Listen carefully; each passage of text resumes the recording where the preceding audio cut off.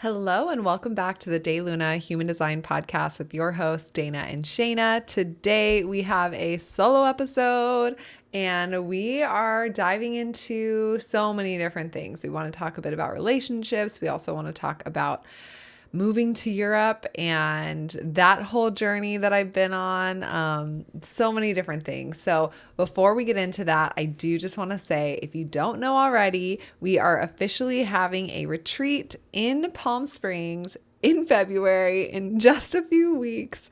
And this retreat is all about relationships, relationship with yourself, relationship with others, relationship within a family or within a business. And this has been a topic that we really wanted to dive into for a long time because it's so important, especially as we're moving towards the new paradigm where it's all about honoring yourself as an individual. If we don't have an understanding of how we connect with other people, then the themes in this new paradigm can really destabilize those connections and those relationships. So it's really important to give focus to that and to understand the different dynamics because there's so many dynamics at play. And honestly, the way that human design breaks down relationship dynamics is unlike any other system I've ever seen because it's so specifically detailed and helpful, and it creates so much liberation and releases you from judgment or shame or guilt within those relationships. And it also allows you to accept other people without so much judgment as well. And so it's truly incredible, but it is very complex, which is why we want to teach this course in person. And obviously, if you've listened to our podcast for a while, you probably heard about some of our past retreats. We love doing retreats and we love meeting in person. There's so much magic and just like community connection, intimacy that happens in these containers. And this one's going to be really juicy and special. And it'll be our only one for 2026 because Dana's having her baby in a few months. Yeah, and we're excited to do this retreat. It's going to be in Palm Springs, California. So it is our first domestic retreat. And that part of it actually feels really exciting. It's been something that's been highly requested for us because of the easier travel. And that aspect being there just feels like it leaves so much more space for in-person connection. Like we can really focus on the ease and the connection of it instead of getting your passport and the long-term travel plans and taking more time away from home and all of that. So I feel like the connection that we'll have, the conscious connection that we'll have together in our community space in this retreat, I feel like it's a really exciting way to start 2026 because this year is a 1 year. It's the year of the horse. We've been talking about this a lot, but I feel like it's going to be such a catalyst to be able to come together in this conscious community environment and charge one another up and get passionate together and have deep chats, but also have moments of ecstatic dance and ceremony and personal transformation. Like I am just so excited for that, let alone the coursework, because really I feel that so many people in my life have been coming into greater personal alignment in the last few years, and they've been making huge strides individually in how they feel empowered and how they're making decisions, like really becoming their own authority. And we've noticed this huge trend of their romantic partnerships sort of falling apart, kind of crumbling a bit because the romantic partnership doesn't have the support that it needs to keep up with the evolution of the individual. And we have seen this in so many of our friends, of our clients, and in our own personal lives. You know, Shayna and I being business partners, our energy changes when we are together. So I'm a 2/4 projector, Shayna's a 2/4 projector, but when we're together, our energy comes together and literally makes a new structure energetically where we're like a man gen when our composite chart comes together. And we've known this from the beginning, that the way that our energy shifts and changes and how we're different when we're working together than when we are apart. And it's really interesting, like you don't understand those energetic mechanics of how you come together in a partnership or a romantic relationship. It makes it really hard to keep your level of empowerment and alignment when another person is actually changing your physical energy. So we're just really excited to be diving into this. We feel like it's very important and impactful for our own life. So even if you're not a human design reader or a guide, but you want to master your own relationship or understand your partnership better, this is going to be a really great opportunity to do that. But also, if you are a human design reader that wants to offer couples readings, or you're some other type of guide or coach that is really wanting to help people understand their partnerships so that their partnerships can evolve and rise with them and not get left behind or feel strained in their evolution, this coursework is going to be really powerful for all of that. Yes. So the retreat is February 4th to February 8th in Palm Springs. And we have so many magical surprises for everyone who's going to be attending. And we just cannot wait to see you in person, to give you a giant hug, and to welcome you into the DayLuna family in real life. But also to dive in with fellow people that just resonate on such a soul level. It's healing in and of itself being in a space with so many like-souled individuals. So I'm really excited. I cannot wait. And you can check that out at daylunalife.com/PS retreat, Palm Springs retreat. And that is linked below in the show notes too. And yeah, if your authority is screaming, hell yes, we would love to see you there. And we absolutely can't wait. Okay, so let's dive into the episode today. It really ties in well with the retreat, actually, and what we're teaching, because for those of you who maybe haven't listened to some of our past episodes, I decided to, or my whole family, my little unit, decided to move to Europe this year. And this is something that got sparked when we were in Egypt, which every time we've been to Egypt, there's been like a new catalyst of something initiated into our lives. Like Dana was talking about on the last episode with having her baby and conceiving. And for me, it really was a lot around traveling and wanting to see the world and wanting to feel what else is out there in terms of different ways to raise Isla and give her different opportunities in life. So we decided just to say, fuck it, and dive in and work towards getting our Spanish visa. And then that prompted us to have to really not move out of our house, but kind of, because we prepared our house to be an Airbnb while we were finding where we want to live in Europe. And our main plan was to rent out our house and go bounce around Europe, staying for a few months in each place until we really feel like this is home, like this is where we want to be and live. Because there's just so many places that we didn't know where we wanted to land. And that was our intention with everything, with this whole journey. Now, it's really interesting because Isla has her own unique energy and she brings in a whole new flavor. So you want to add there? I was just going to say, like, this is another thing that we're covering in this retreat training, not just about romantic partnerships or relationships or like a pairing of two people, but once there is a third person in your house with you, like Shayna and Brian are living together, they're in a partnership, and their energies change one another, right? They have this composite chart where they have a new energy that they are when they're living together. Now, when a third person comes in, baby Isla comes in, suddenly they are in a human design Penta. This is a whole new energetic structure where it literally changes their experience of their energy. And this Penta, like, energetic form changes the way that the three of them experience themselves together. So I just think it's so fascinating that every single person is born into a Penta because you have a mother, a father, and then the child.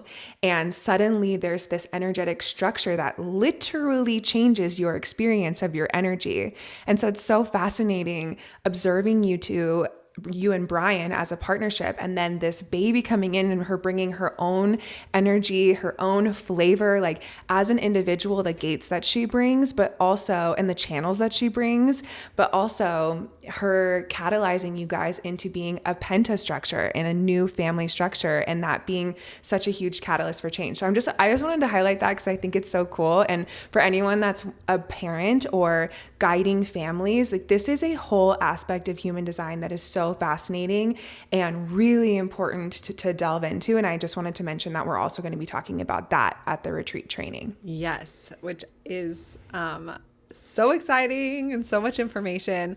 But yeah, life-changing. And truly, I feel like there's a quote that I read recently in one of my fantasy books that I love. But I just feel it so deeply with her. Like she came blazing into our lives like a comet. And that's how I feel, like changed everything. And she really did. Like, and I think that babies does that, right? Like everyone's baby does that. They just blaze into your life, truly. And they have their own spark, their own frequency, their own gifts, their own little personalities. And it's not something that you can prepare for, really. You just have to kind of see who they are. And it's really beautiful because Isla's chart, she has this channel of initiation, and she really does bring this energy to help propel us forward on our path and move towards our higher potentials. And I really just noticed that from the moment that she came in, like so many things have clicked into gear and started moving towards things that we've been talking about for years, right? Like Brian's been talking about leaving his job for years, and he quit his job in August. And then we, moved up our whole house, and then we bought one-way tickets to Spain, and we went on this amazing, incredible adventure. So the main themes for me with this adventure was definitely redefining the meaning of home and what that really looks like what home really feels like and looks like. Because I think that my whole life I felt like home is something outside of myself. Like I've never felt at home. And even if that's, from like a Starseed perspective, like I've never felt like Earth is my home. I've never felt like I've always had a homesickness that can't be quenched. And Same. Home has been one of my most difficult words to really feel, because I feel like that Starseed, homesick alien baby club, there's that part of you that's seeking it and searching for it. And it can be really challenging to discover that it's not something external all the time. Exactly. And also in my physical circumstances growing up, I never felt like my home wasn't safe. It wasn't a place that felt good to me. If you don't know much about my story, my mom was a hoarder, and there was a lot of different types of abuse that took place. And so I spent a lot of my childhood at my neighbor's house or at my friend's house. I literally would spend whole semesters at some of my friends' house in high school, and their parents would feed me dinner every night. I would shower in their bathroom, and as I'm showering in their bathroom, I'd be thinking wow, the shower is so nice. These things are such a luxury, so great. And it was just a basic clean shower. But I just had this feeling of yearning and wanting to belong. And there was definitely some behaviors that I picked up of needing to be the good girl, so I'm not kicked out of my friend's parents' house, Right. So that you have a home that you like. Exactly. And not feeling homeless if you're honest, or if you're your true self, or exactly. I couldn't throw a tantrum like maybe my friend was doing, or be, I had to be perfect to be able to stay in somebody else's house, which makes sense. But I knew that from a really young age. So there was always this sense of searching for belonging, or something that felt like home.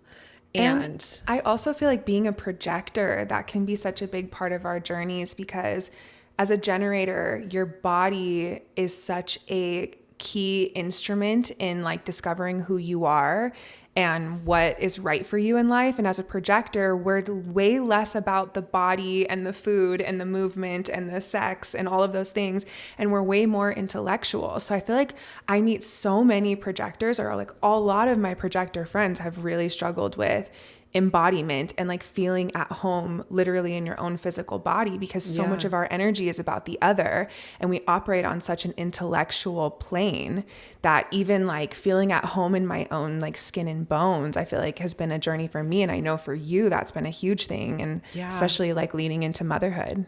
Oh my gosh, huge. And that's, a whole other angle of home that I think I've been exploring my whole life. And being pregnant and having the challenges that I had during childbirth and postpartum, it's been a struggle to feel at home in my body, to feel at home even in myself, because if you didn't listen to my birth story episode, I've had this thing my whole postpartum called DMER, which is dysphoric milk ejection reflex, which means that every time that I nurse, I get into a state of dysphoria, which it's usually the opposite. You have like oxytocin boosts and you get into a euphoric state.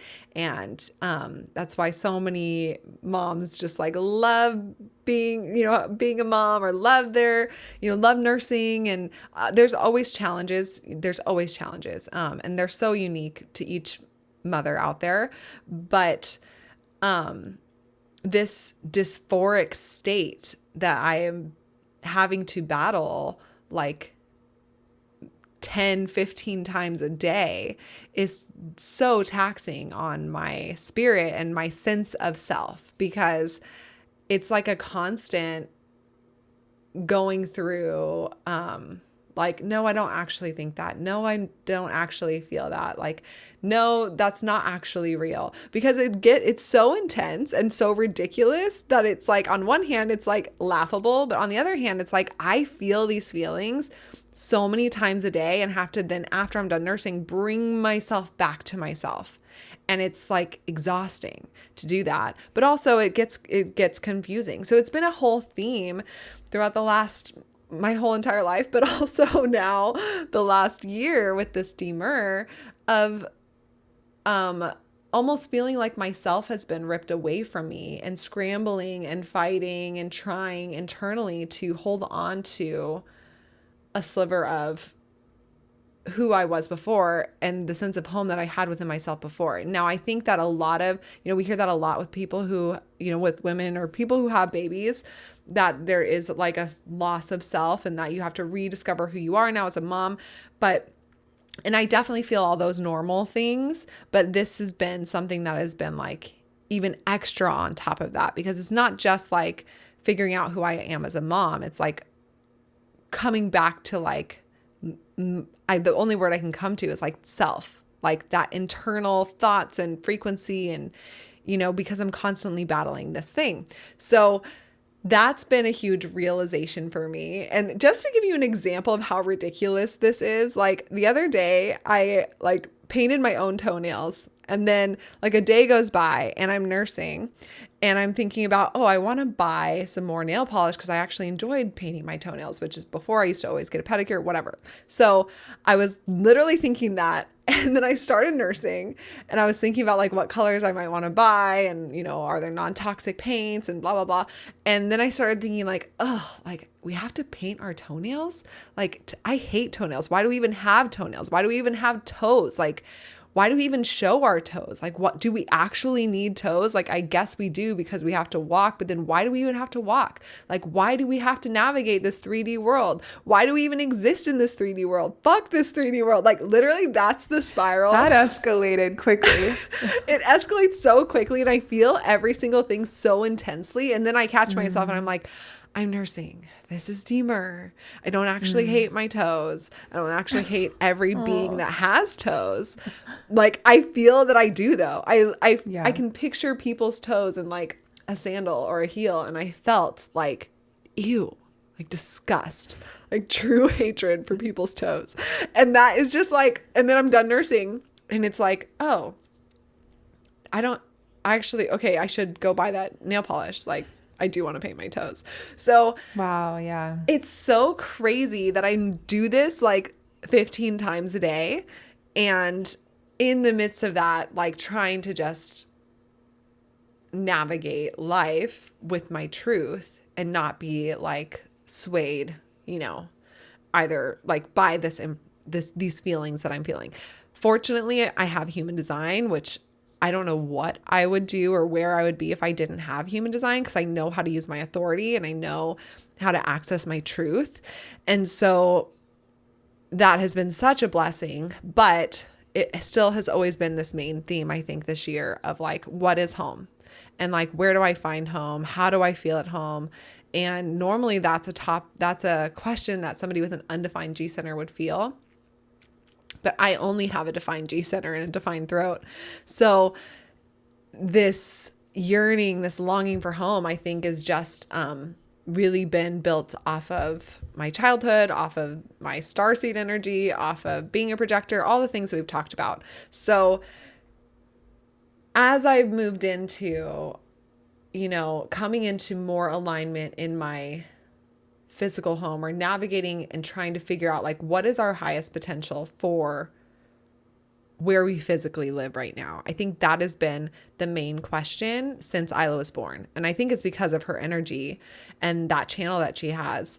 And it really just so easily fell into like, it's not here. It's got to be somewhere else. Like it's got to be Europe, or you know, with the different values and the politics and the food and the environment and the schools. There's so many factors that we're like, okay, you know what? We don't know for sure if we're going to want to live in Europe, but let's just go find out and see, and let's just follow Brian's sacral. And that sacral question of like, I don't know what I want, but I'll know when I see it. Really letting that guide the way, and also me just talking nonstop throughout the whole process to try to use both of our authorities as much as we can. So we packed up our whole house and we put so much into storage. We purged so much. We sold so much. We really got organized, and we packed up everything into 10 suitcases, which is a lot, and a baby crib and a freaking car seat and so much stuff. And then we got on a plane to Spain, and we ended up in Mallorca. And then I've shared a bit about my experience in Mallorca, which was really amazing. I did love Mallorca a lot, but I was on my Mars line there, and which we talked about this in our spiritual sleepover at the last segment that we did. So if you haven't checked that out, you can go back and listen to that. But it was a really fascinating share, because we also had Steffi Spirit Sis with us there that it does astrocartography readings. Yeah. And it was so accurate. Like Isla being closer to her moon line, she only wanted me. That's it. And then because moon is more connected to maternal and mother kind of energy. Yes. And me on my Mars line, I definitely felt like things were moving so fast, and I felt emboldened, but also quick to anger. Like Brian and I would be at each other 1 second and then like totally over it the next. Like it would not linger, but we would definitely be snippy. We got in a few fights there. Like it was just an intense energy. But also really good. I don't know. So, but we decided like there's too many bees in Spain for us, which sounds so crazy to like say actual out loud. Bees? Yeah, like, and honestly, I was like, is this a metaphor? No, there's so many bees in the trap. Bees in the trap. I don't know what that like, metaphor means actually, by the way, in that song, but yeah, me neither. No, I'd never even heard bees. That. Okay, so there were too many actual bees. Fill us in. And they're yellow jackets. So they're not like chill bumblebees. Wasps. They're like, yeah, and apparently they're the ones that will like, they can sting you and they won't die. And they'll like sting you like multiple times, like bite you and then sting you, like hold on and sting you.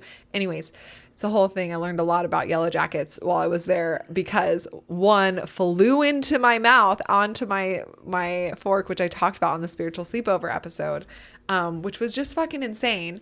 But anyways, and the crazy thing about these bees is that nobody acknowledges them, like in Spain. that we met, nobody would acknowledge them. Like I had a reconnection with like a long lost aunt of mine. And that was once again bringing in this theme of home in my life. And this person that's like new into my life, but from my past, I was able to meet up with her because she lives in Mallorca with her husband and her 2 kids. And I didn't even know that. So basically, long story short, is that my mom's dad got remarried and married a woman who was basically my mom's age and had 3 kids with her. So your mom had these siblings that were way, way younger than her, that were half siblings. She had siblings that were, way, way younger half. Because she was an adult, and then she had these baby siblings that were her half siblings. And she was pregnant at the same time as her her dad's new wife was pregnant with these new babies. So my mom, so basically I got a whole new perspective from my aunt in Mallorca of my childhood, because for those first 5 years of my life before her dad passed and my mom's dad passed, I spent a lot of time at their house. Like she said, my mom would just drop us off and leave for like 2 weeks and like with no instructions or anything. And she would just leave us there. And that, her dad wasn't doing anything to help because he was old and like dying, and her mom had to work. So it would just be like the older girls playing, and she was like, we were not supervised. Like we were bullying Janae. We were doing all these things that we shouldn't have been doing. And she was like, and you were completely on your own. Like you were 5, like you should not have been on your own, but you were on your own, like fending for yourself for those 2 weeks. And so your aunts and uncles were like teenagers basically, and you were little? Yeah. Wow. I was 5 and they were like 10 and 11. And and so I just got a whole different perspective of my childhood from her, and like her recounting different stories that I just had no idea about because I don't really have memories of that time. I have like some, little nostalgic moments and flashes of memories from that, but not much. And so it was just really, really good and healing. And I loved her. She's only a few years older than me. And we had just like an amazing time, incredible connection. And it was so healing. So that was kind of like a draw to stay in Mallorca. Was like, okay, I have family here and I feel really connected to them. But back to the bees, I was like, what's with the bees? Like asking her, like, what, like I almost ate it. One almost flew in my mouth, like these yellow jackets, like, what's the deal? And she's like, what bees? Like, I don't know what you're talking about. Like, I don't think I've ever seen a bee here. And I'm like, are you gaslighting me about bees? But also, like, how have you not seen a bee here? They're literally everywhere, like in the displays of stores that have food, like they're on the food and they're just like reach in there and grab them, and like it's totally fine. Wasps eat meat and they're drawn to meat. Yeah. And if you kill a wasp, they like send off a pheromone that more wasps will come and like attack you. Whereas if you kill a bee, it's not quite the same. There's different, things that happen there. But yes. Wow. And then we met with a realtor while we were there, and I asked him the same thing because I'm just curious, trying to get to know the area. Like, what's with the bees? Are they seasonal? Are they like year round? Like, what's the deal? And he's like, bees? Like, what are you talking about? Like, I don't think I've seen any bees. And Brian and I are like, are we losing our minds? Like, what living in a parallel reality, experiencing it in a different reality? And I'm like, is it just something that you're like, we don't talk about the bees? Like, if you acknowledge them, then it's like, is it like a superstition or like a curse? But honestly, we felt so gaslit about these bees, and we're like, nobody talks about the bees. So which is just so it's like ridiculous. A Spanish conspiracy theorist. Yeah. So if you're listening and you live in Spain, let us know. Are there bees? Yeah. Have you noticed the bees? And like, what's the deal? What's the deal with these bees? But anyways, other people don't mind them. For me, like, I just don't think I could like live long term with bees that much in my life. But that's just because I'm not a bug person. Otherwise, love Spain. Loved everything about Spain. Everybody loves Spain. it's like one of the number one places to live. Just for me, I have different, like also mosquitoes. I can't really hang with mosquitoes that well. So anyways, that was Mallorca. There's so much more to Mallorca, but the quick recap, because this episode will be Wrap 2 it up hours with long. bees. Now Brian and I always are like, what's with the bees? Because it's just basically our term for like being gaslit. But then we went on to Italy, and Italy was really eye-opening for us because we were in this tiny town, like castle town, that was gorgeous and so cute. Little like apartment within a castle. And the town had like, you know, a baker and a fruit shop and a butcher and 2 restaurants. And it had this gorgeous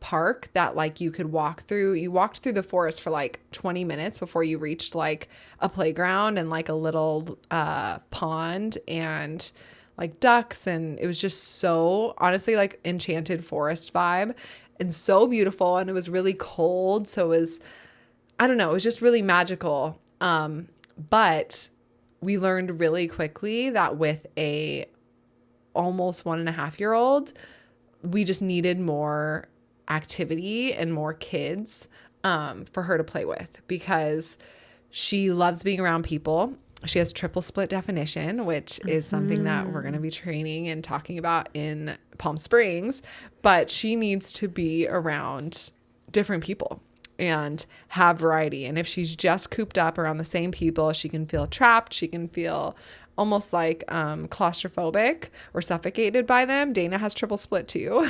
And so thank God I've had the experience that I've had with just our relationship, Dana, and navigating that, because it's come in handy so much with Isla. And just knowing like, oh, she's just been around me too much today. Like she needs to get out of the house or she needs to go be around other people. But there wasn't anyone for her to be around in this little town in Italy. And so the closest town was like 20-minute drive away, but the road was really windy and Isla would throw up on the drive.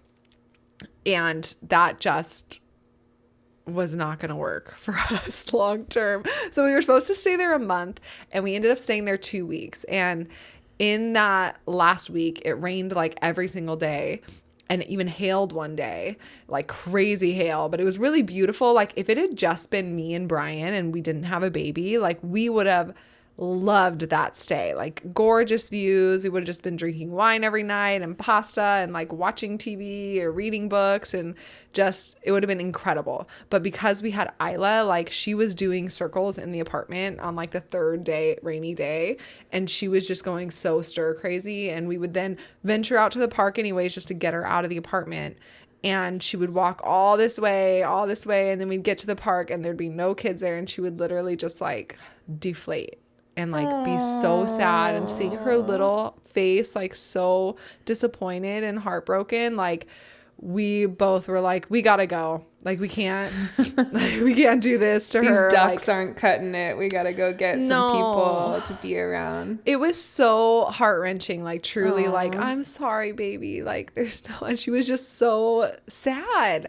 And so we immediately booked flights, like and told our Airbnb like, hey, we're just leaving 2 weeks early with the baby. It's it's just too small. But we booked flights to Marseille, France. And we spent about 10 days in Aix-en-Provence, which is like 20-minute drive away from Marseille. And that was gorgeous. And we found Aix-en-Provence through ChatGPT, asking like, here's the pain points. Like, here's what we're noticing that we need. We want to explore France. Like, it's going to be during Christmas. We want to explore Christmas markets. Where should we go with a baby and all of that? And so Aix-en-Provence is super family friendly. We saw so many families there. There were so many parks for her to play at, and there were so many kids. The Christmas markets were truly incredible, like so magical, so cute. And it just healed us to like be back in the mix with things. But it's so interesting. I normally don't want to be in the city center. I want to be in a countryside, removed. And this was my first real observation of how different I feel now that I have a baby and Isla's energy is in the mix. And now we have a unique unit, because having a place where I still feel removed, but it's still accessible to activities and people and playgrounds and things like that for Isla is huge, because she is mountains active and I'm mountains passive. Wow. So it's still like living somewhere beautiful in nature and like high up, but where she can easily go play and run around. I always feel like the level of specificity and the layers that you get, like in your human design, and then you bring it to your partners, and then you have your whole family unit, and now you guys are the three of you. I just feel like, how long would it take you to figure that out without human design life hack shortcut? Like literally, right? How long would it take you to be like, this is actually my truth and where I feel best, and this is how my daughter is, and this is places we can find that have both aspects. Yeah, like, and it's such a big deal when we're in the wrong environment for us, or when we're not getting the energy that our aura needs, like with her having triple split definition. Like, imagine if you didn't have those life hacks.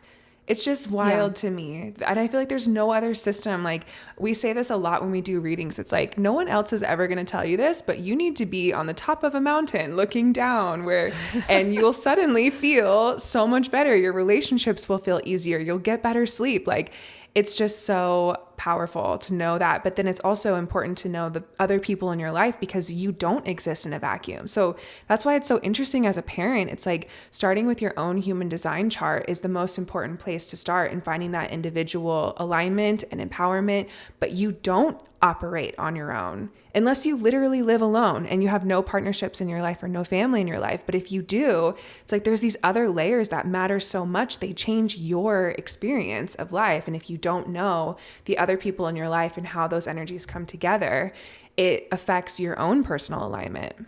Oh my God. Yeah, so much. And even like knowing that there's always a creative way to find something that works for everyone involved. Right. Like, no matter how different your environments are, no matter how different your definitions are, or your profiles. Yeah. Like, there is always a way to find the perfect concoction that will support everyone involved. It's just, how do you know what ingredients you're even using if you don't know, right? Like, not having this information. So it's been incredibly helpful, but getting to observe it all in real time has been so fascinating. But also, like, we went through it. Like, we didn't have, especially once we got to Italy, Brian's mom and dad left, and we were on our own, and like, we didn't have, our nanny or just things that are familiar. Like, you're constantly looking up, like, where's the nearest park? Like, where can we go that we can like eat, but also we can explore some place that we want to see, but also there's stuff for Isla to do. Like, the fatigue of like constantly being on your phone to look up stuff on Google Maps, and it was just a lot. And getting to France was amazing. We learned so much there. We learned that we love France in general. Like, France is definitely, if we're moving to Europe, we're going to move to France.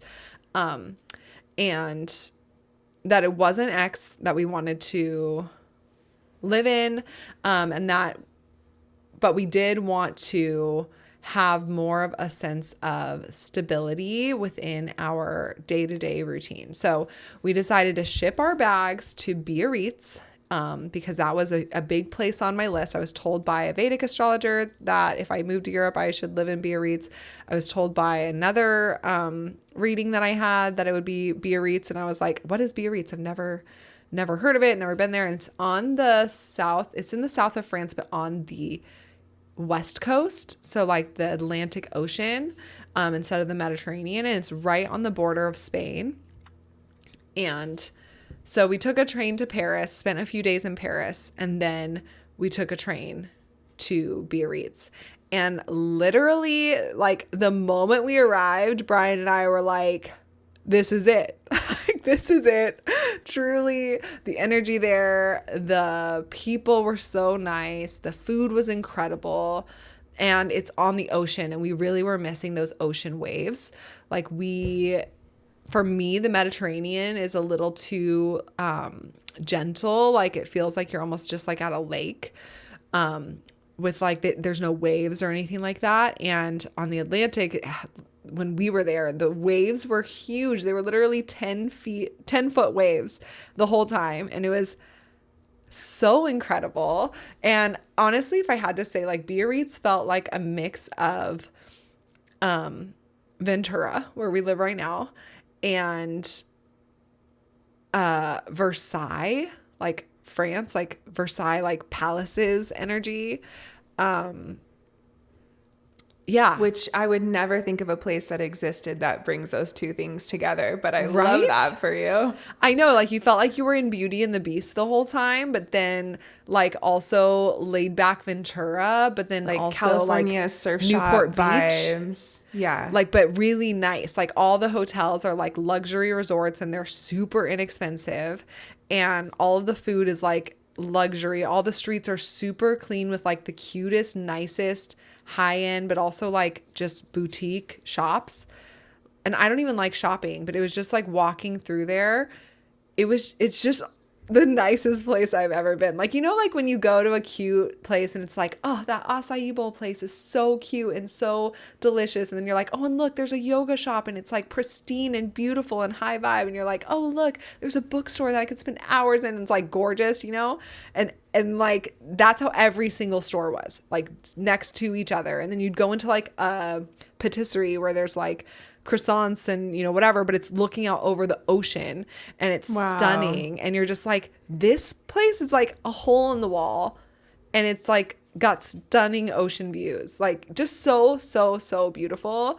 And we were shocked. And they had the most incredible market that is open every single day. And it's like an indoor, kind of like if you think of like if you've been to Seattle and there's like Pike's Place or the Wharf in San Francisco. It's like an indoor outdoor covered top, but yeah, like the Embarcadero in San Francisco. Yeah, it's like that, but it's way smaller than the Embarcadero in San Francisco. But it's indoor outdoor, and it has like the nicest food, seafood, like little restaurants that you can just order at the counter, and so incredibly delicious fruits and vegetables. And it's just every single day, like flowers, like whatever you want.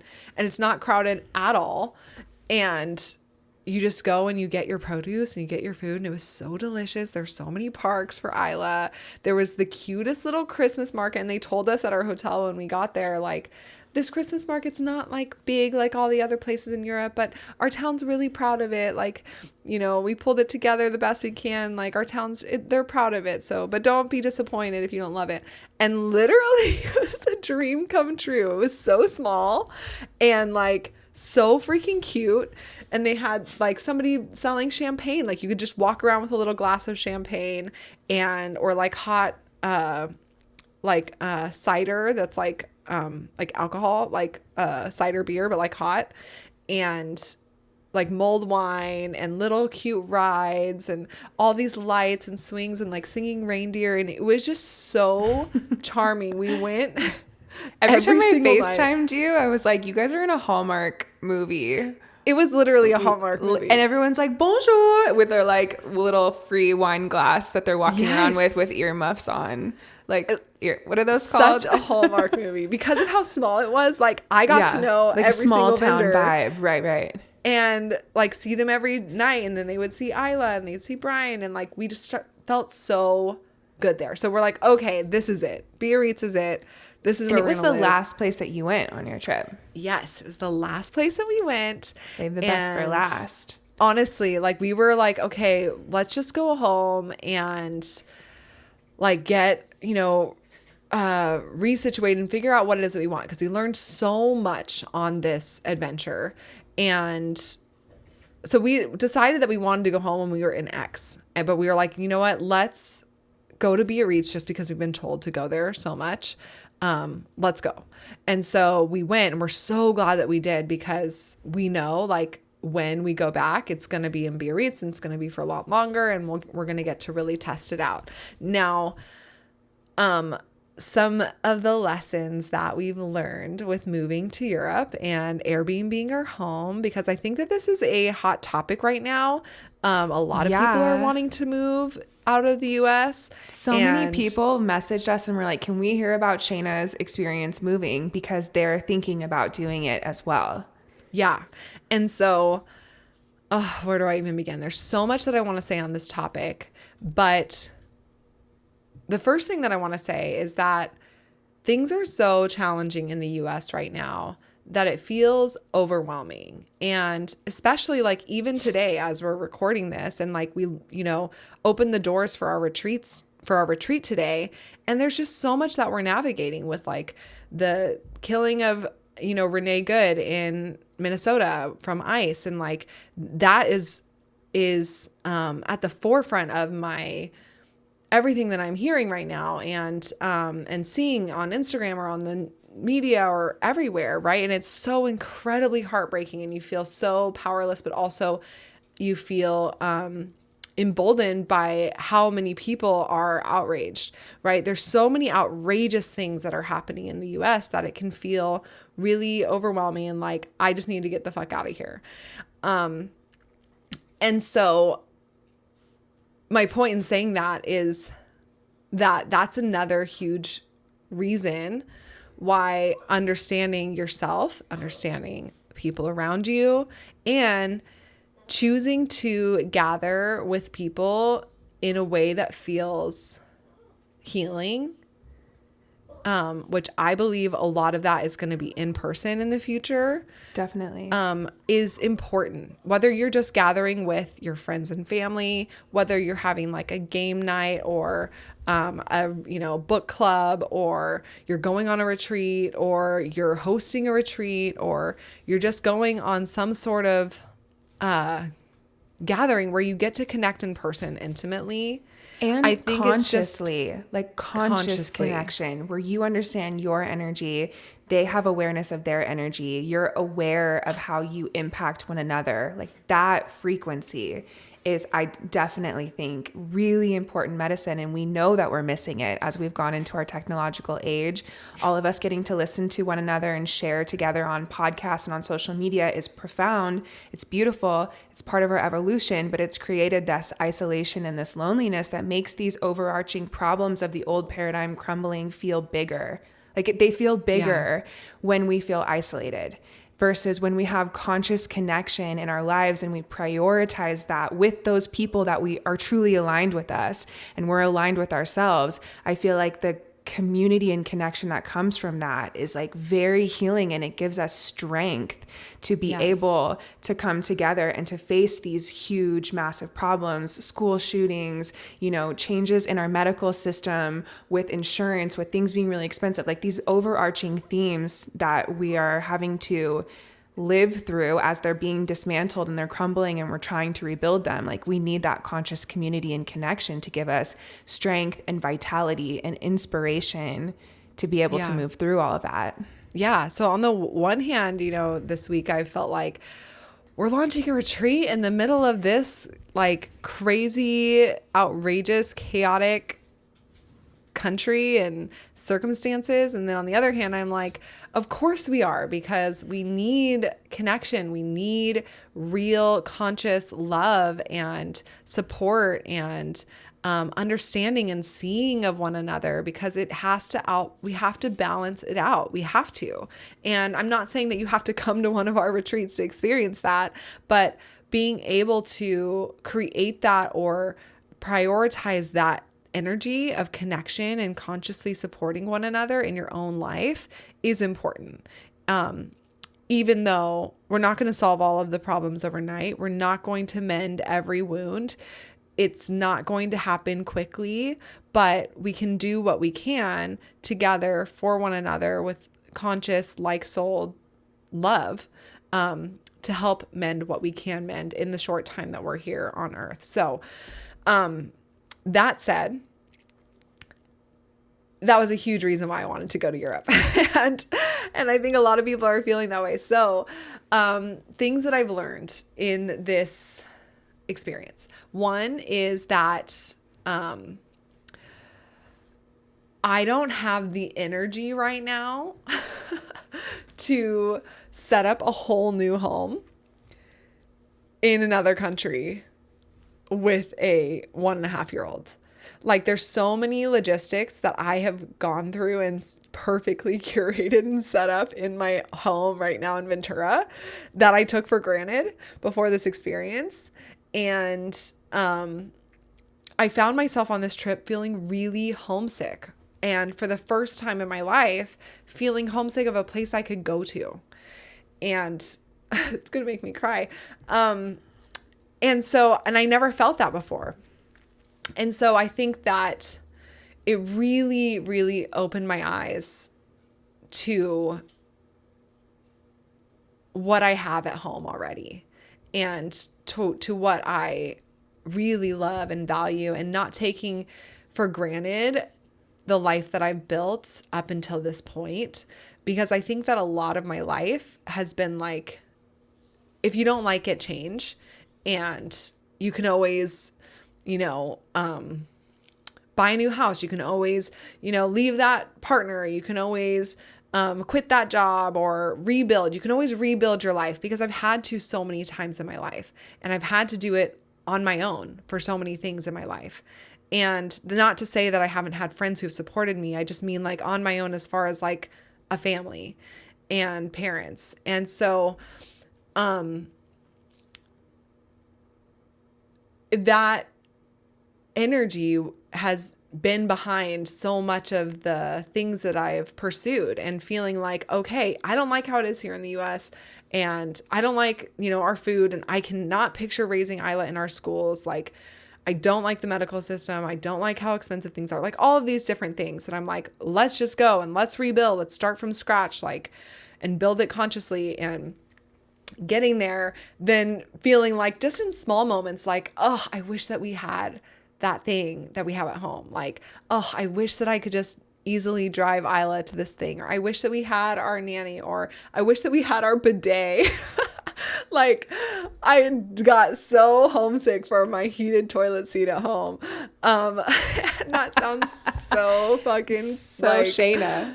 Piper is what I wanted to say, which used to be our code word for like fucking prissy, Bougie, stuck up people. Yeah. And it does feel like really my bidet, but like I freaking forced us to get that after we got back from Japan. And now I just miss it. I'm like, oh my God, I need it. And there's just so many things that I have been building this life for years now.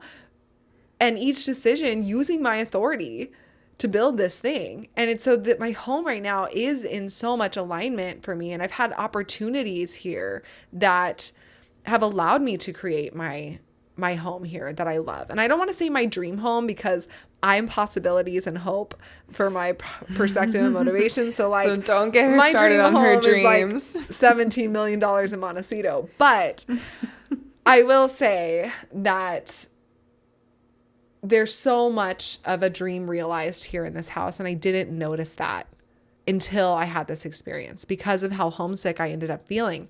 And then with Airbnb being out our house, we got our first guest, and it like was a whirlwind of an experience in our life, because we got notified from our management company, like, you have your first booking. They check in 2 days. Meanwhile, my sister was at my house watching our dogs until we got our first booking.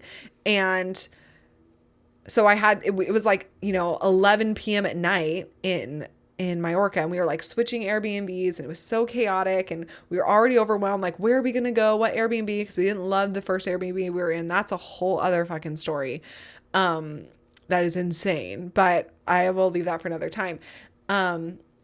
But we're doing that, and then we get notified, like, you have your first guest coming in 2 days. And I'm calling Dana, like, can you take our dogs? I'm calling Janae, like, can you drive our dogs to Palm Springs to meet Dana? And all of these logistics, and, getting the cleaners there to like replace the house. I had Meg, our friend, come to our house and like open up every drawer and like replace every crystal and like all the things. It was crazy.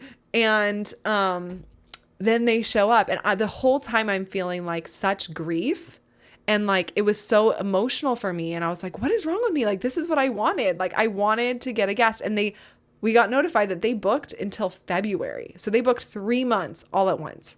And we were like, oh shit. okay, so we are fully committed now to this journey, and like they're there. And I just felt so sad that somebody else was going to be in our house for 3 months. And it felt like, I don't know. It felt like just like, I don't want to use that word because that's a harsh word. But it just felt so violating is how it felt. I'm going to say like someone, like kidnapping your dog and they live in their house, I felt now. Like your home is like a part of your family. Yeah. And it's true that our homes have like this feng shui energy that's so interconnected with us. And like the more that you've built your home in alignment and out of awareness and consciousness, the more it is like a reflection in a container of your energy. So like having someone else's energy in it, suddenly you realize like it's like this intruder basically. Exactly. And I was like, okay, you know what? But this is what we wanted. It's just a few months. Like, let's just see, whatever. So then they check in, and for us, it's like, at night before they checked in at 3, it's like, midnight our time. So I sent them like a welcome message, like, hi, I'm your host. Like, let me know if you need anything, blah, blah, blah. Never replied. And then we wake up the next morning to like all of these texts and messages and missed calls from our neighbors. And they were like, we look at the Ring cameras, and we had like a rule on our, like some rules on our house that it was 5 guests maximum, and that no pets. And they pull up with like 3 vehicles, and they start moving into our house like for hours, like literally hauling so much stuff into the house, like pots and pans and TVs and like crazy shit. And there was 7 people, and it was 6 adult men and 1 woman. And then they tried to sneak in a cat, and we like have it on camera because like they block the camera with their body, and then they like try to like, they bring in something that's covered under a towel, and we're like, what the fuck was that? That was sketchy. And so then we look at the like camera at the because we just have a camera on like the outside of the property, right, facing out, not like in the backyard or anything, but just like the driveway, the front door Ring camera, and like the side gates. So we're checking all those cameras to be like, hold on, there's 7 people that already broke that rule. And what the fuck was that thing they brought in? And we look, and before they move it in there, the whole time, there's a cat on the dashboard of their car, like walking around. And we're like, oh my God, they brought in a freaking cat. So we call our management company, and we're like, tell them all the rules they broke. And they're like, okay, well, we have to give them an opportunity to comply.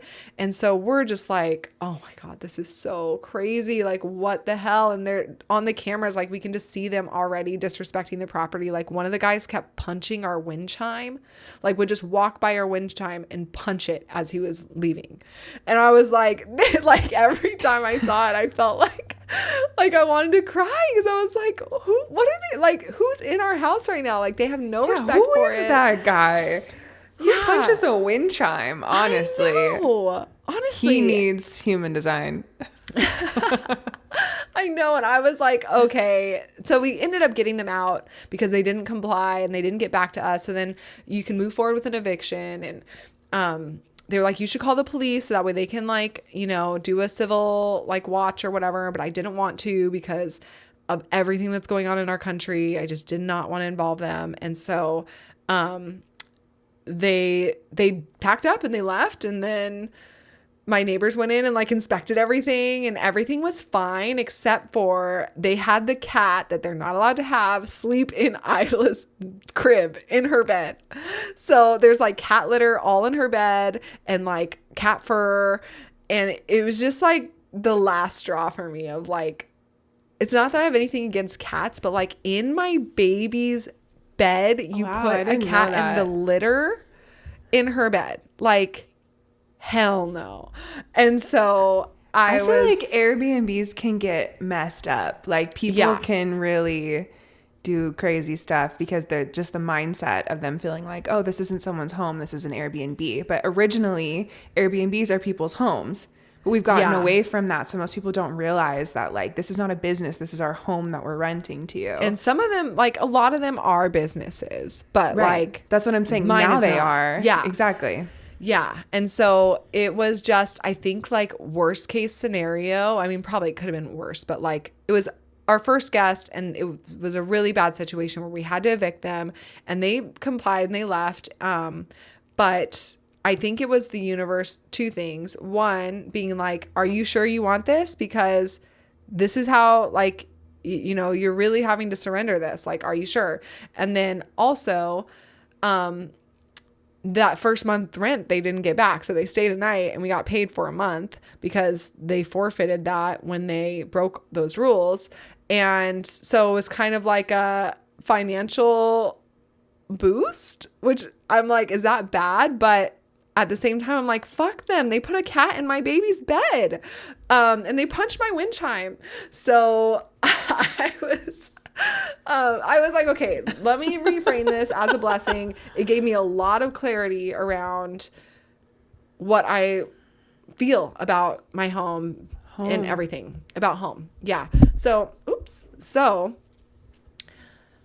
so that was something I learned. Like, if you are gonna Airbnb out your house, like, the realities of that. Be prepared for what people, that energy is going to bring into it and how they're going to treat your house. Yes. And then second thing is like getting set up in a whole other country, especially if you're going to be living nomadically. There's so many things that you just have to relearn, like the politics, the way that their government works, and like the, you know, outside of cultural changes that you're already looking forward to, like food and, you know, what's normal and what's, you know, what's open during different times and like things close at different, like there's all that stuff that I was expecting, but like getting reset up like properly in a new place. Like if we're going to end up moving to Biarritz, I have to get to know, like, you know, if I am taking her to daycare or to school there, some of that is subsidized, some of that like isn't. And there's just all of these different rules, like how food is organic there or not is different than it is here. Like things aren't labeled in the same way. And there was just so much that I would need to learn and set up. And I was like, am I really gonna buy a house right now or like rent long term somewhere and then just spend the next year furnishing it with all of the same things that I just furnished my home back home with, and like getting all of the same, you know, things that I love from back home, and like basically resetting up my whole life that I already love back home here, as a projector with a baby. I'm already have like limited energy. For me, it was just like too exhausting at this time in my life. Clarity, definitely, that we do want to live in Biarritz, but maybe we just spend half the year there, or maybe we spend 3 months of the year there and the rest here, and maybe we end up buying something that's like kind of a co-owned thing, but it still then can feel more like home. So there's tons of options we'll look at in the future, but we did get a lot of clarity around the place, and then we can spend the next few years figuring out all of those other things, like the politics and the government and all the rules and all the everything like that. But of course, as we got that clarity that it's Biarritz, our visas got approved for Spain. And so we have Spanish visas. Wrong place. Yeah. But Spain is only 30-minute drive away from Biarritz, but it is totally different culture. And, yeah, we just love the French culture. We love it. We love the French food, everything. So that was another thing that we learned. And then, so if you are thinking about moving, you know, abroad, just considering that all of those details, like it is a lot of work, and you need to have the space to figure that out if you are working. And if you have children, like it does require a lot of work. It's a full-time job. So if you have kids, or if you have a full-time job, you might not have space to do all of that figuring out. And exactly. Right. And then another thing that we learned is that getting a hotel, like if you are going to be nomadically like exploring, like I'm going to spend a few months here and a few months there, getting a hotel for the first few days first before you commit to like a month-long Airbnb is a good idea, because you might get there and immediately know, like, nope, this isn't it. And that happened to us so many times, but then we were already like committed to a week or a month in that place, and we wanted to leave so we can go find the next place, but then we're already locked in. So we're like, okay, well, I guess we got to stay and explore this, which isn't the end of the world. It's just, we realized really quickly, like, just get a hotel for a few nights, and then if you love it, get someplace for a longer stay. Yeah. So that's something we learned. And then another thing that we learned, oh gosh, I just had it, about ourselves, I guess, is, well, it left me. I can't remember. Oh, that's what it is as a projector, the time change is not really going to work for me long term. Yeah. So this is a huge lesson. And this is something that so many things online, and even like the company that we hired to help us with our visas, like really promoting like how the time change is great, because then you get your mornings to yourself.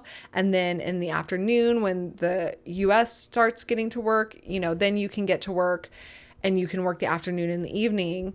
And I don't know why my dumb ass thought that that was going to work for me. Like, I guess I just didn't really think it through. I just saw so many people saying like, it's so great. I get my mornings and then I get to work and it's so good, blah, blah, blah. And like everybody stays up in Europe so late. So it's really not that big of a deal to work in the afternoon and the evening, because nobody goes to bed till 10, or nobody eats dinner till 10 anyways. Like all of this messaging. But for me, like just being alive in the day is exhausting. So by the time it was like the time to work and Dana's up, I am so exhausted to start working at 6 p.m. at night. Like I just could not do that long term. Like I did it a few times where it's like for readings and for podcasts and things like that, but it was exhausting over time to start working at night, especially because all day I'm doing stuff with the baby and then I get her to sleep and it's like instantly into work instead of like my veg, chill, recuperate time. So now I'm like, are all those people man gens? Like, are all of those people who were like, this is so great, you can do this and this? I swear they're either generators or man gens. And they also probably don't have a 1-year-old. Yeah. The combo. Well, no, some of them have kids. Them do. Yeah. Oh, and they're like, this is great. It's amazing because I get my day with my child and then I get to work and at like night. Okay. They just have a lot more energy than me. And so I really learned that just wasn't for me. I feel like so many people listening are interested in being like a digital nomad or moving in general. And I feel like people don't talk about time zone changes enough, like to actually think about how much it impacts your life to be able to interconnect with other people. And it kind of goes back to this like theme of connection versus home that we've been talking about, where we don't live in a vacuum. Like if you're an entrepreneur even and you work individualistically, you still have clients that you're working with. You still have investors that you're working with. Like, you know, it's just a really interesting thing to think about, the fact that our individual empowerment doesn't mean that we exist in a vacuum completely alone. Like it's really just fascinating to hear these tips, because I feel like it brings up, you know, through your guys' experience, you learn these lessons that I feel like a lot of people can learn from before they go out into digital nomad life or experience that for themselves. Yes. And I think I did get a lot of clarity that like I want to spend 3 months a year traveling. Yeah. So just prioritizing that, like as entrepreneurs ourselves, like being able to like know like, okay, these 3 months, I'm not really working and I am just traveling and enjoying and preparing for that and allowing that to be something that is okay. Like is not traditional, but it is something that we absolutely can do and that we have done in the past. And so it feels like, okay, I got clarity on like, if I do spend 3 months a year in Biarritz or wherever, I just have to set it up to where I'm not hitting these same roadblocks again. Right. And so, yeah, the main lesson though that I've learned that I think Isla's energy drove us to go on this adventure is to release the feeling like the grass is always greener on the other side, to come back to and really realize and appreciate what I've already built and what I have, and fall like more in love with my home and really feeling at home here. I think when I think about being pushed towards my highest potential, I think that was a lesson that I needed to be able to step more into that. And it's one that I would not have called out on my own or figured out on my own without going on this adventure. So it was definitely needed, but damn, it was a whirlwind. And it's so fascinating how Isla's a 3-5 profile, and neither you or Brian have a 3 in your profile. And so, I mean, as you're talking about this, I'm hearing how valuable the trial and error experiences were, and how many discoveries you made, and also lucky, beautiful moments, which is a theme that 3 lines find.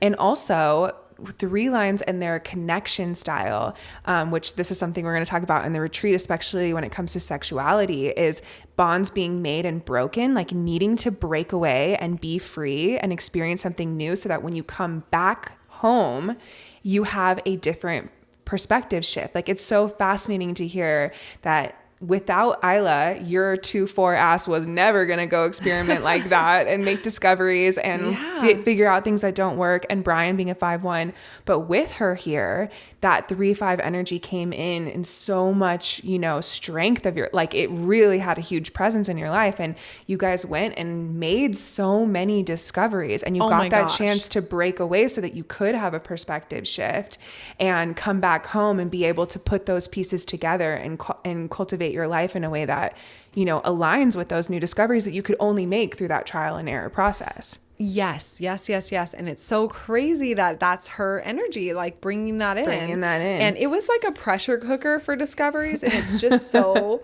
crazy how now that we're back, like the whole time that we were there, Isla was not sleeping through the night. Like, she would wake up at 10:30 every night and then want to come in bed with us, and she would not let me retransfer her back to her bed. So she would sleep in bed with us, and she would be up all night nursing. And like, I got no sleep the whole time that we were there. And then she wasn't eating that much, like, for some reason, even though the food was better. She just wasn't wanting to eat that much, I think, because we were eating every day in like a different place and a different type of food. I don't know. But the moment that we got home, she's a Taurus rising, by the way. The moment that we got home, and not even like, we got back to, and we stayed at Steffi's house, and then we stayed at Brian's parents' house, and she still was waking up, you know, in the middle of the night, and then I pull her into bed and the whole thing, and she wasn't eating that much and blah, blah, blah. But when we got back to our house, she literally like ran through the house, like in every room, was so thrilled to see all of the things that she knows and all of the things that she loves and her old toys, and just all the familiarity of it. And then that first night, slept through the night, like the whole night. And she has sense, except for the night before last, but she has sense in general. And she's eating so much. She's loving her bath times the whole time. For some reason, when we were there, she was like hating bath time. And it was like such a scream fest, and it was so sad. And now she's just like loving it and playing and so happy. And so there's just like some obvious things that were like, okay, we need to be here right now for Isla. Like, she's thriving being home. And she's like so happy going to the parks, and there's like an incredible daycare here that's brand new, that's opened up, and it's based off of the French model, which is called a crèche. Which honestly manifested, like, that's wild that there's a new daycare that is based off of an alternative French style, and it just opened right as you're... Like, and that's the universe really hooking you guys up, if you ask me. Yeah. Truly, because they have like limited spots available. And like, we got her, she starts in like a week, and it's like indoor, outdoor. It has like this gorgeous yurt outside. Like, everything is like child-led play turning into projects. So it's like, you know, they do a lot of like outdoor play with like mud kitchens and like paint, and they like, you know, play with nature and the leaves. They go every Friday to like the botanical gardens or the ocean. It's a block away from the beach, and it's gorgeous. It's like Montessori vibes, and all child-led, stunning. And she's only going like 1 to 5 every Monday through Friday. And the best part about it is that it also has attached to it a co-working space. So that way parents don't have to miss out on their child's development, but their child can still make friends and learn things and, you know, have teachers and connections and discoveries. So if I want to, I can work at the co-working space. So can Brian. We can make friends with other parents and really build community. And Isla can have that her triple split definition can really thrive connecting with all these different people. So it's so perfect, honestly. Like, it feels like it was designed for us, and it's right here at home. So it's just another sign of like, this is where she's thriving. We need to listen to that. We need to honor that and really lean into it for her. And so, yeah, we're back. We're not leaving anytime soon. Well, we might leave in May for like a few weeks for Brian's birthday, but other than that, we're here, and we're gonna just honor and see what's gonna support Isla as she discovers with her 3-line throughout this journey. So it's been beautiful to get to witness how much she's changed our lives, and the fact that Brian and I are both dive-in bitches, and we're like, all right, this is what she needs. This is what's coming forward. Let's try it. And then we discover, and she discovers, and it's creating ultimately more love and clarity in my life, which is such a gift. But also, I'm fucking tired. Like, I am so tired from not sleeping for 2.5 months. It brought me back to the newborn days, but now that she is sleeping through the night, I'm starting to get my groove back and like reclaim that energy. And then we're going on a retreat in a few weeks, which is going to be amazing. And honestly, it'll be my first time really being that long away from Isla. But I know I'm going to get some rest, and it's going to be so, so nice. And it's going to be so nourishing to get to hug everyone, all our whole soul family that we have here. Yeah. Wow. I love it. Thanks so much for sharing. And I mentioned this in our last episode that was like part 1 of these catch up calls that we're doing, where we're sharing with you what we've been exploring in our personal lives. But, you know, Shayna makes me literally wait to get the full details until these podcasts. So I really enjoyed being able to hear this too, and all of your discoveries. And I feel like, you know, recently I heard this like quote on Instagram where someone was talking about intelligence and how we think that it's like how high your IQ is, or how logical you are, how you can solve patterns or whatever, spot patterns. And this guy was giving all of these reasons why the highest form of intelligence is being able to create a life that works for you based on your awareness of yourself as you evolve. And I just felt like that's so true. And in human design, we're giving you these tools to understand your unique energy, but we're also telling you how to become your own authority to guide your decision-making in your evolution. And then it's not just you, it's you and your partner if you have one. And then it's not just you and your partner, it's you and your child if you have one. And those mechanics get more intricate and complex, and navigating life as your own authority gets more full, and your evolution has more variety and levels. And I just really, my point in saying all of this is like, it's the ultimate form of intelligence. If you can navigate all of those relationship dynamics and life changes and observations about what's right for you without losing your sense of self and your own personal authority. And so it's just really interesting how life is so interconnected, like these different layers. We can't really separate just our family from what we want, from what our partnership is, versus what our authorities' decisions are guiding us towards. Like, it's all comes together to weave the tapestry of your life. And, you know, I feel like there's so much that you learn that's really helpful stuff. And I feel like really going to resonate with people that are also listening, that are having the same experiences. Because, you know, for all of us that are in the United States, like we talked about, like we're navigating a lot of changes as we shift into the new paradigm. And it's really interesting and helpful to hear your experience of navigating those things in real time and taking the wisdom from it and the lessons around it, and all backed by understanding the energetic mechanics of those experiences as well. Yeah. And I will say that if you are feeling pulled to move out of the US, like try it. See what happens. I mean, honestly, use your authority, and also lean into how your profile likes to explore life, and also your family dynamics, like Dana was just saying. But just because these were my discoveries, like basically they're just my tips to keep in mind as you are navigating them, or before you head out on that journey, because there's definitely still a part of me that is overwhelmed with things, and there's all the issues that I still have are still here.